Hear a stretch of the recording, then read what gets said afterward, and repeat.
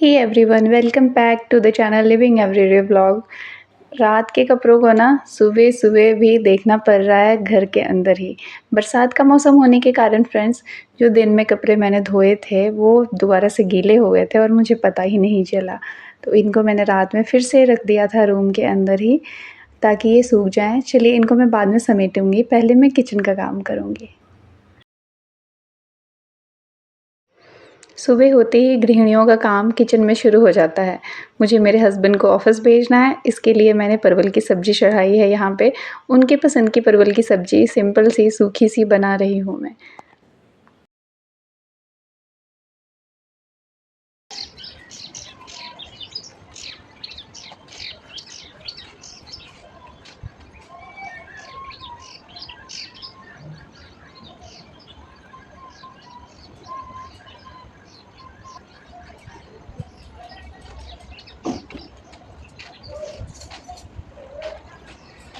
यहाँ पर आपको चिड़ियों की चहचहाहट साफ-साफ सुनाई दे रही होगी। और ये जो सुबह का टाइम है ना, ये बहुत अच्छा लगता है। अगर टाइम हो आपके पास और आप सुबह-सुबह वॉक पे जाएँ या फिर पार्क में जाके बैठें तो बहुत ही फ्रेशनेस होती है। मैं नहीं जा पाती हूँ क्योंकि मैं एक हाउसवाइफ़ हूँ और मेरी ड्यूटी सुबह से लेके शुरू हो जाती है।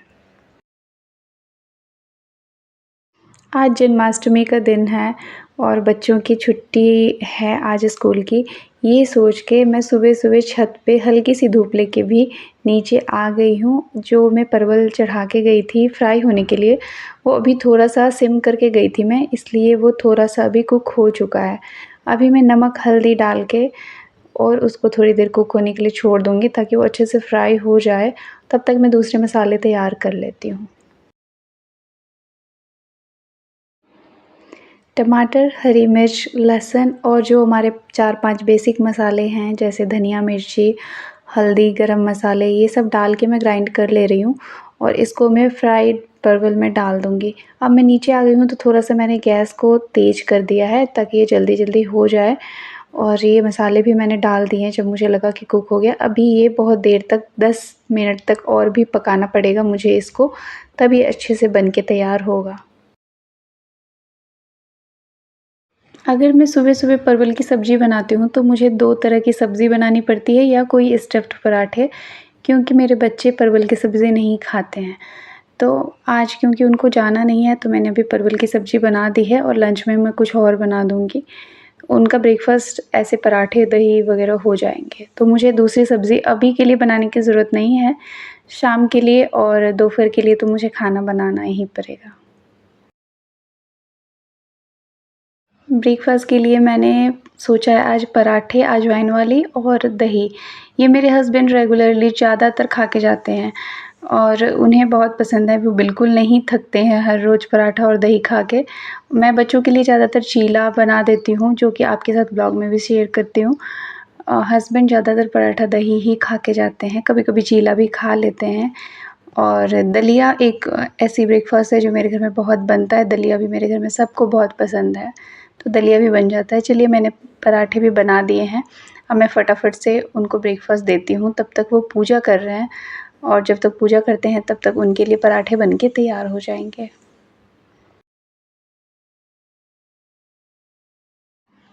क्योंकि आज मैं नहाई नहीं हूँ अभी तक, तो मैं साथ में ब्रेकफ़ास्ट नहीं करूँगी। हस्बैंड ब्रेकफ़ास्ट कर रहे हैं और मैं यहाँ पे बैठ के उनकी कुछ बातें सुन रही हूँ और अपनी कुछ बातें बता रही हूँ। आज ये पीसफुल टाइम मिला है हमें सुबह-सुबह, अदरवाइज़ वो भी बच्चों को तैयार करने में मेरी हेल्प करवाते रहते हैं और अपने ऑफ़िस की भी तैयारी साथ के साथ करते रहते हैं।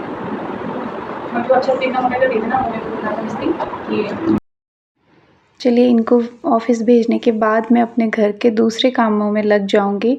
आज जन्माष्टमी का दिन है, तो क्योंकि हमें मंदिर भी जाना है, बच्चों को दर्शन करवाने, तो इसी की वजह से मैं घर का काम जो है वो जल्दी-जल्दी ख़त्म करने की कोशिश करूँगी। जो दोपहर का लंच है वो भी मैं अभी इसी टाइम से शुरू कर दूँगी करना। यहाँ पर त्रिशा मंदिर को डेकोरेट करने के लिए कुछ डीआईवाई कर रही है। जो मेरे पास पहले से ही तोरण पड़ी हुई थी, उसी से कुछ वो क्रिएटिव सा बना रही है। तो देखते हैं वो क्या बनाती है। और मुझे भी मन था कि मंदिर को थोड़ा अच्छे से सजा दिया जाए, लेकिन मुझे ये काम नहीं करना था, मैं और दूसरे काम करूँगी। तब तक त्रिशा ये सारा काम कर लेगी। जैसे कि मैंने आपको बताया था, मंदिर जाने की वजह से मैं आज जल्दी ही लंच भी प्रिपेयर कर लूँगी अपने लिए। देखिए फ्रेंड्स, मैंने दाल चढ़ाया है जो कि तो घिया वाली दाल होती है। घिया यानी कि लौकी, को मैंने पहले फ्राई कर दिया है प्याज़, लहसुन और मसालों के साथ। उसी में दाल डाल के मैं कुक कर ले रही हूँ, क्योंकि मुझे और मेरे बच्चों को ही खाना है। तो दाल और चावल आज हम लोग लंच में खा लेंगे।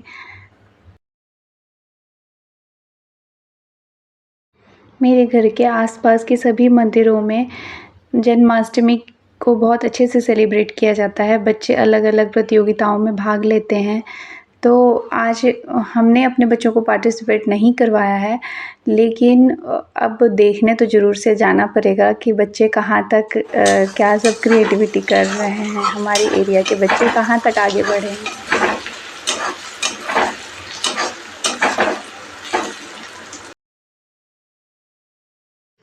प्याज को फ्राई करके थोड़ा-सा फ्रिज में रखा हुआ था।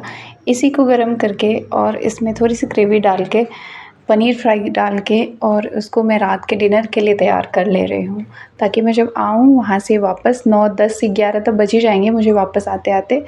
तो फिर तब तक मुझे ये ना हो कि मुझे घर आके सब्ज़ी बनानी पड़े।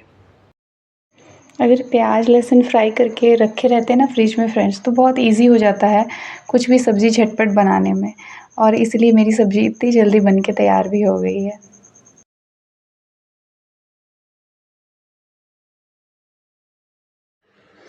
त्रिशा ने मंदिर को बहुत अच्छे से डेकोरेट कर दिया है।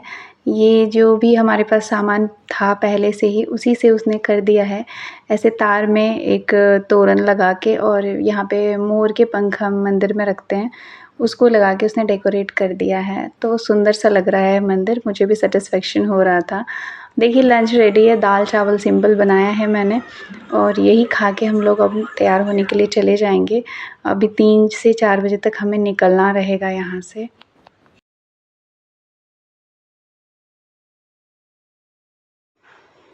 यहाँ पे मैं जल्दी-जल्दी रेडी हो रही हूँ। घर का आज बहुत सारा काम मैंने लेफ्ट छोड़ दिया है, ताकि मैं टाइम से वहाँ पे पहुँच सकूँ। पर सिर्फ़ मैंने आपको बताया है कि मैं टाइम से पहुँचने की कोशिश कर रही हूँ, पर थोड़ा-सा लेट ही हो गया था हमें। अब जब गई थी तब का मैंने नहीं लिया है, ये शाम होने के बाद का ही मैंने लिया है। घर के बगल में जितने भी मंदिर हैं, सबके दर्शन करके आए थे हम बारी-बारी से। और ये हमारे वहाँ के कान्हा जी, जहाँ पे हमने स्नान करवाया था, दिव्य स्नान कान्हा जी को, वहाँ के कान्हा जी हैं जिनको झूला दिया जा रहा है, और बच्चों ने भी झूला दे दिया है। देखिए फ्रेंड्स, यहाँ पे कान्हा जी की बहुत सारी मूर्तियाँ लाइन में लगी हुई है। यहाँ पे बहुत सारे लोग, पहले हमने मत्था टेका, हस्बैंड अभी मत्था टेक रहे हैं, और मत्था टेकने के बाद मैंने लेना शुरू किया, लेकिन फिर वो मना कर रहे थे, क्योंकि बहुत सारे लोग जो हैं वो कैमरा लेके या फिर अपने फ़ोन से ही कुछ-कुछ क्लिप्स रिकॉर्ड कर रहे थे। अभी देखिए यहाँ पे जो मूर्तियाँ मैंने आपको दिखाई है, वहाँ पे साउथ इंडियन जो कल्चर था उससे इम्पैक्टेड कुछ मूर्तियाँ मुझे दिखी, और वो मुझे बहुत अच्छी लगी। हमारे यहाँ पे जन्माष्टमी में छोटे बच्चों को राधा और कृष्णा बनाने का रिवाज है, कि लड़कों को कृष्णा और लड़कियों को राधा का प्रतिरूप बनाया जाता है। तो ये तो मुझे भी बहुत अच्छा लगता है, हम भी उसमें अपने बच्चों को बनाते हैं। लेकिन मुझे लगता है कि हमारे कल्चर में जो कृष्णा और राधा का प्रतिरूप के तौर पर उनके गुण को हमारे बच्चों में अगर समाहित हो सके, तो ये और ज़्यादा भी अच्छा होगा, और मन के अंदर जो विष है उसको अमृत बनाने में सक्षम हो पाएगा। जो कैंडल मार्च जो बदलाव हमारे समाज में नहीं ला पा रहा है, वो कहीं न कहीं हमारे दिए हुए अपने बेटों में और अपनी बेटियों में संस्कार वो बदलाव ला पाएगा। मैंने कहीं पे सुना था कि राम से सीखते हैं हम कि मर्यादा में रहते कैसे हैं, और कृष्ण से सीखते हैं कि मर्यादा में रखते कैसे हैं। इसी के साथ मैं आपसे विदा लेती हूँ और मिलती हूँ नेक्स्ट व्लॉग में।